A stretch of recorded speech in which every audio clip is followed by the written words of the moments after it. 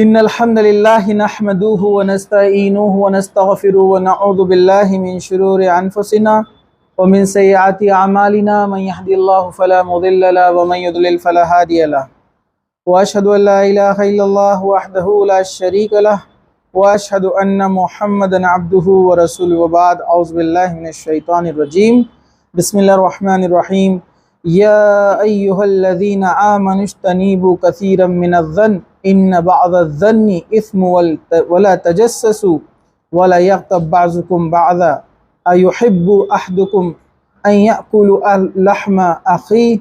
لحم أخيه ميتا فكرهتموه واتقوا الله إن الله تواب الرحيم وبعد وقال النبي صلى الله عليه وسلم ليس منا من لم يرحم صغيرنا ولم يؤخر كبيرنا ويأمر بالمعروف وينهى عن المنكر وبعد رب اشرح لي صدري ويسر لي أمري واحلل عقدة من لساني يفقهوا قولي اما بعد۔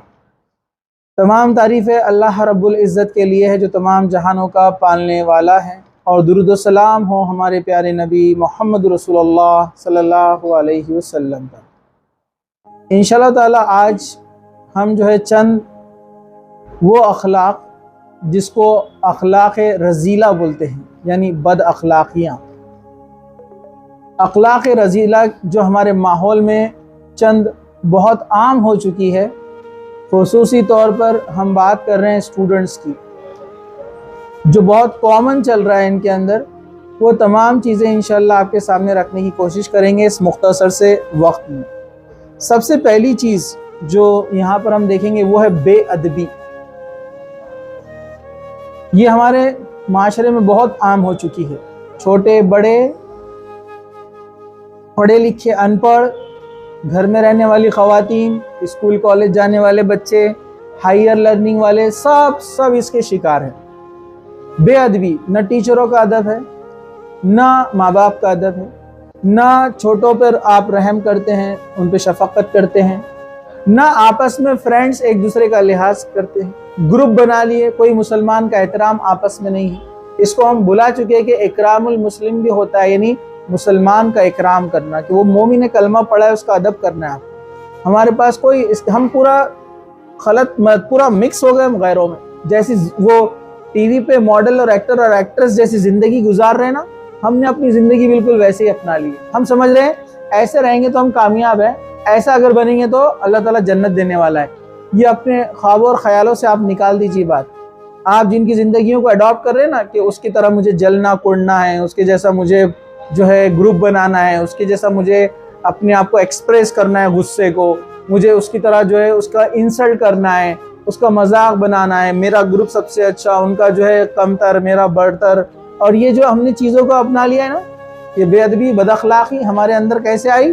کیونکہ ہم دین اسلام کو پڑھنا چھوڑ دیا۔ باپ بیٹھ کر گھر میں بچیوں کو اور بچوں کو پڑھاتا نہیں ہے کہ یہ دین ہے، یہ ہماری سب سے بڑی وجہ ہے۔ تو یہ بے ادبی اور بد اخلاقی کو ہم کو دور کرنا پڑے گا۔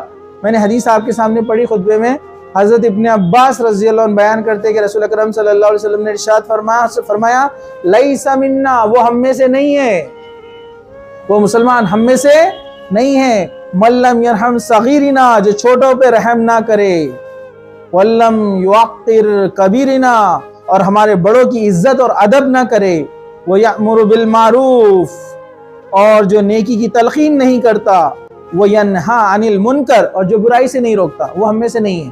اس لیے تو ہم نے درس رکھا کہ ہم لوگوں کو اچھائی کی بات بتائے اور برائی سے روکے، ورنہ میرا بھی شمار انہی میں سے ہو جائے گا نا کہ وہ ہم میں سے نہیں ہے۔ اللہ کے رسول نے فرمایا اگر میں آپ کو نہ روکوں اچھی چیزوں بری چیزوں سے اور اچھی چیزوں کا حکم نہ دوں تو میں بھی ان میں شامل ہے۔ اب آپ سوچئے کہ آپ اپنے آپ کو کدھر پاتے ہیں؟ کیا آپ چھوٹوں پہ رحم اور شفقت کرتے ہیں؟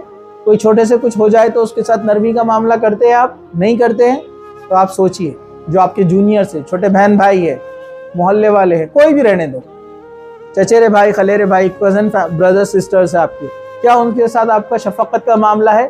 ان کی غلطی کرنے پر کیا ان کو آپ معاف کرتے ہیں؟ اگر نہیں کرتے ہیں مطلب آپ کا شفقت کا معاملہ نہیں ہے۔ کیا آپ کے پاس بڑوں کا ادب ہے؟ بڑے بہن بھائیوں کا ادب ہے آپ کے پاس اللہ اور اس کے رسول کا ادب ہے؟ ذرا چیک کیجئے اپنے آپ کو۔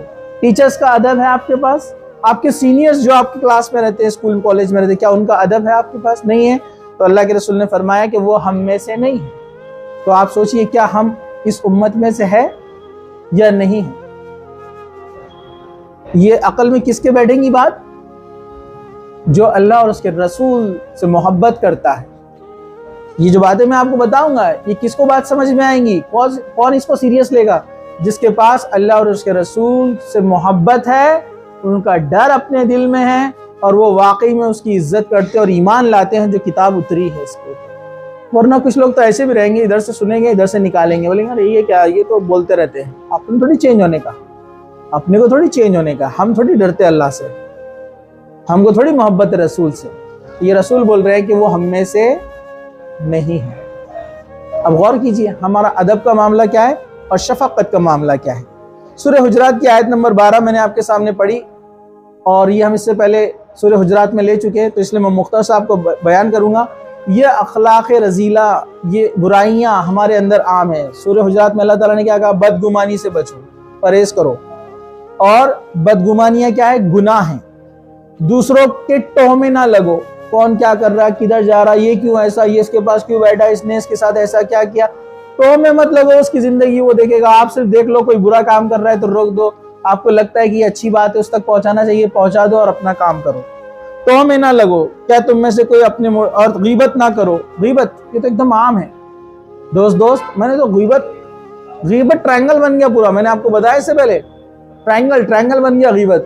اے اور بی دونوں ملتے سی کی برائی کرتے، یہ سی ہے. یہ بی جاتا، اے اور سی ملتے بی کی برائی کرتے. معلوم آپ کو؟ اے جاتا، اے اور سی ملتے اور برائی کرتے. اے اور بی ملتے اور کیا بولتے ہیں؟ سی ایسی سے وہ بہت ہی غائبہ ہے، اور ایسا ہے اس کا، تو میں سناتا تمہارے کو قصے. اے بولتا ارے میں تو بہت اچھا سمجھتا، تو بی بولتا ارے میں بتاتا تمہارے کو وہ کیا ہے. یہ غیبت ہے، تو اس میں ہے برائی پھر بھی. اچھا یہ چلے گئے دونوں، جناب اے چلے گئے، سی آ گئے. سی بی کو بولتے کیا بول رہا تھا وہ؟ اے ارے بہت ہی غائبہ ہے وہ تو، کیا کس کے بارے میں کیا نہیں بولتا ہو. یہ دونوں جو ابھی پکے دوست تھے نا، اب یہ آپس میں ان کا چل رہا. ٹھیک ہے. اب جناب بی چلے گئے، اے اور سی ملے. کیا ہو گیا؟ کیا بول رہا تھا وہ؟ ارے کیا قصے اس کے تم کو بتاؤں گا تو جان دو، اب رہن دو بول کے بولتے جاتا.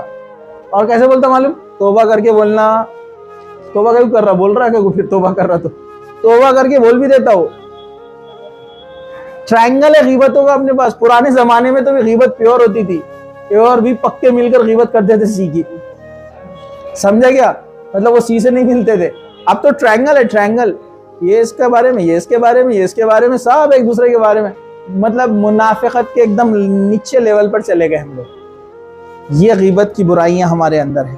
چلیے جھوٹ کے بارے میں دیکھیے سورہ مومن آیت نمبر 28. اللہ تعالیٰ فرماتا ہے ان اللہ لا یہدی من ہوا مسرف کذاب.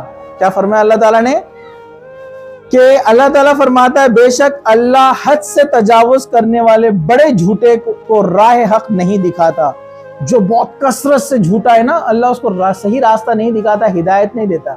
جھوٹے لوگوں کو اللہ صحیح راستہ نہیں دکھاتا. کیا آپ بولیے آپ ہم میں شامل ہونا چاہتے ہیں؟ ہم ان لوگوں میں، ان جھوٹ بولنے والوں میں؟